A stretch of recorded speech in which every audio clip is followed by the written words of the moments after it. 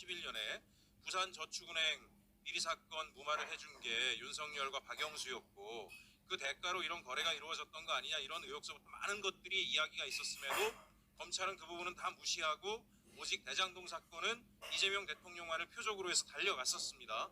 근데 이제 오늘 이제 국조특위에서 남욱 변호사가 증언해서 다시 이제 조명되고 있는 것 같은데요.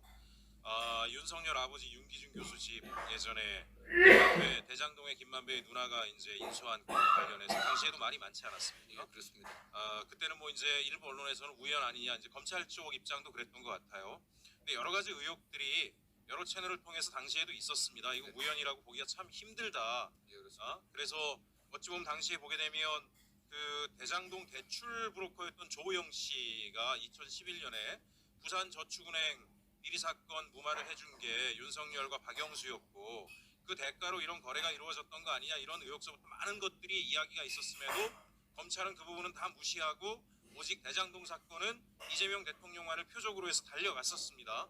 근데 이제 국조특위에서 이게 나왔던 거잖아요. 네. 그 당시에 김만배 누나가 무슨 돈으로 그걸 샀느냐에 대해서 그거는 김만배의 화천대유 돈이다 이런 이야기들도 있었고 증언들도 일부 유튜브 채널이나 영상을 통해서 나왔던 바도 있었습니다. 예.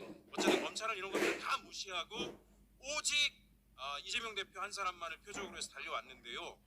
제가 작년엔가 이 사건 관련해서 계속 저도 들여다보다가 그때 의혹의 하나로 또 봤던 것 중에 하나가 제가 이 집 등기부 등본을 봤어요. 띄어서 등기부 등본이 어떻게 되어 있냐면 여기 몰수 보전이 되어 있습니다. 몰수 보전이 범죄 수익이라는 거로 해서 법원이 몰수 보전이 되어 있어요.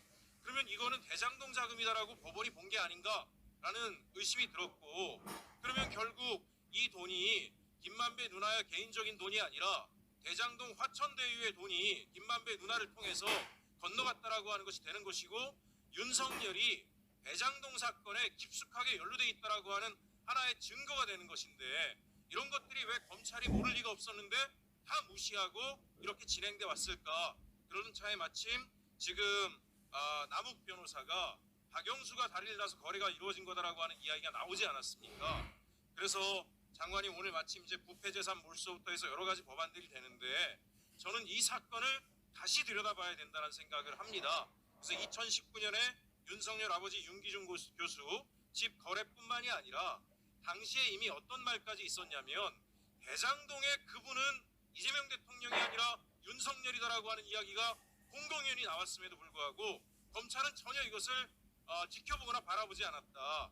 저는 만약에 이 조사 과정에서 대장동 수사팀이 이런 여러 가지 의혹의 정황들을 발견했음에도 불구하고 윤석열과 관련된 것들은 전부 다 발라내고 오히려 이재명 대표를 엮으려고 왜곡 조작했다라면 이 범죄는 정말 가중처벌돼야 될 정도로 심각한 범죄다라고 생각을 합니다. 그래서 장관님 이 부분에 대해서 어제 남욱 변호사의 증언까지 나왔으니 다시 한번 좀 법무부 차원에서도 이 사건 전체를 다시 한번 들여다봐야 되지 않을까 생각하는데 어떻게 생각하십니까? 예, 뭐 의원님 지적이 충분히 뭐 합리적으로 네. 의심할 만한 부분이 있다고 저는 생각하고 있습니다. 다만 네. 저희들이 어떻게 이걸 새롭게 파악할지는 좀 면밀히 검토를 하고요.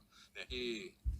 저도 관련된 사건은 그 당시 기록들을 많이 봤습니다. 그 당시 사실 네. 의심스러웠던 점들이 있었던 거고 특히 이번에 남욱 변호사의 진술과 관련해서는 저희들이 면밀히 다시 볼 수 있는 그 방법 좀 찾아보도록 하겠습니다. 알겠습니다. 법원행정처장님, 제가 최근에 이제 법 개정안을 2개를 냈어요. 법원조직법 개정안하고 헌법재판소법 개정안을 냈는데 내용은 뭐냐면 지금 헌법재판관, 대법관, 특정 학교 출신이 2분의 1을 넘지 못하도록 법령에 정하는 법안을 냈습니다. 근데 제가 이걸 왜 냈냐면 헌법재판관님들 9분을 보니까 9분이 전부 다 서울대 출신이고 그중에 8분인가가 아마 서울법대인 것 같더라고요. 그 다음에 지금 대법관님들 같은 경우에 13분 중에 12분이 서울법대 출신이에요. 제가 이상했던 게 판사 임용의 비율이 어떻게 되나 봤더니 서울법대가 한 40% 내외 정도 이렇게 돼요. 지난 법원행정처장님한테 제가 여쭤봤습니다. 임용되는 판사가 출신 학교에 따라서 능력치의 차이가 많이 나냐?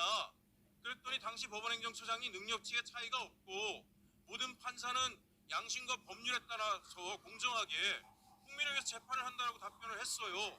근데 왜 꼭대기에는 특정 학교만 가 있는지 전 도무지 이해가 안 가서 왜 이런 일이 벌어지는지 이것도 김만배 누나가 집을 사는 것처럼 우연의 우연인 건지 제가 법원행정처장님 오늘 이제 이 질문은 새로 오셨으니까 다시 물어봅니다.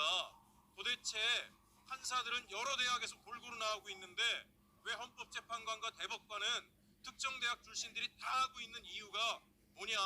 판사를 하다 보니까 특정 대학 출신들이 굉장히 아주 탁월한 거예요. 이유가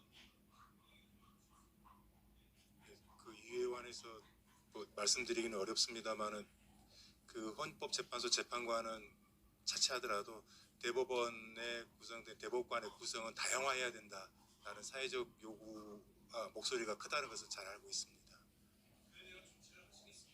제가 법안을 아직은 살펴보지 못했는데요. 그런 사회적 요구 잘 알고 있으니까 그런 관점에서 보도록 하겠습니다. 시청자 여러분의 구독과 좋아요는 영상 제작에 큰 도움이 됩니다.